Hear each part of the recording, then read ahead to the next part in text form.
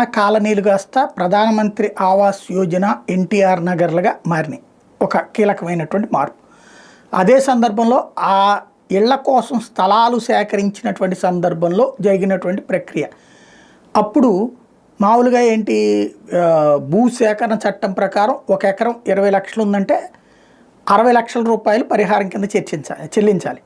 దాన్ని అడ్డు పెట్టుకుని వైఎస్ఆర్ కాంగ్రెస్ పార్టీకి సంబంధించిన ఎమ్మెల్యేలు అనేక మంది ఏ ఏరియాలో ఇల్లు కట్టించాలో ముందు డిసైడ్ చేసి అక్కడ 10 లక్షలు 5 లక్షలు ఉన్నటువంటి భూమిని వీళ్ళు ముందు కొనేసేసి 1 లక్ష ఎక్కువ వేసి ఇచ్చి కొనేసేసి 6-7 లక్షలు కొనేసేసి దాన్ని వీళ్ళ అనుచరుల పేరుతో కొనిపించి దాన్ని తీసుకొచ్చి ప్రభుత్వానికి సేకరణ కింద ఇచ్చినట్టుగా పెట్టి ఈ 10 లక్షలని 20 లక్షలుగా ప్రభుత్వానికి లెక్కగట్టించి 20కి 60 లక్షలుగా ఇచ్చి చివరికి డబ్బులు భారీగా తినేశారు. 100 ఎకరాలు 500 ఎకరాలు ఇట్లాగా ఆ స్థాయి స్థలం కావాల్సి వచ్చింది. ఆ స్థాయిలో తినేశారు. వాళ్ళు అత్యధికంగా ఫస్ట్ లంచాలకంటూ ప్రభుత్వం నుంచి తిన్నది అదే అన్నటువంటిదే ఆనాడు వచ్చినటువంటి అభియోగం.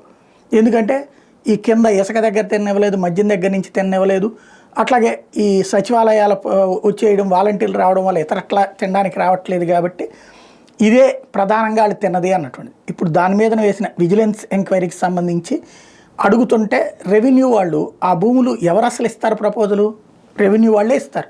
ఆ భూమి ఒరిజినల్ వాల్యూ 10 లక్షలు ఉంటే 20 లక్షలను రాసివ్వాల్సింది ఎవరు, రెవెన్యూ వాళ్ళే. దాని ఆధారంగానే కదా సేకరించేది, దాని ఆధారంగానే కదా 3 రేట్లు లెక్క కట్టేది. ఇప్పుడు ఆ డాక్యుమెంట్లు కనుక వీళ్ళకిస్తే ఇప్పుడు ఎంక్వైరీ చేసేటటువంటి విజిలెన్స్కి అందులో ఆ రేట్ లేదు అని కనుక వాళ్ళు ఇస్తే అప్పుడు ఫస్ట్ బలయ్యేది ఎవరు, స్థానిక అధికారులు. కాబట్టి వాళ్ళు ఏం చేస్తున్నారు, ఈ ఫైల్స్ ఇవ్వకుండా జాగారం చేస్తున్నారు, ఏది ఇబ్బంది పెడతా ఉన్నారు.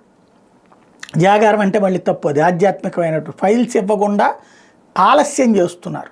ఈ ఆలస్యం చేస్తున్నటువంటి వేళ కావాలని చెప్పి ఆపే ప్రయత్నం చేస్తున్నటువంటి వేళ దాన్ని అడ్డుకునేటటువంటి ప్రయత్నం ప్రభుత్వం చేస్తుంది. తక్షణం అవన్నీ ఇవ్వమని చెప్పేసి ఆదేశాలు ఇచ్చింది.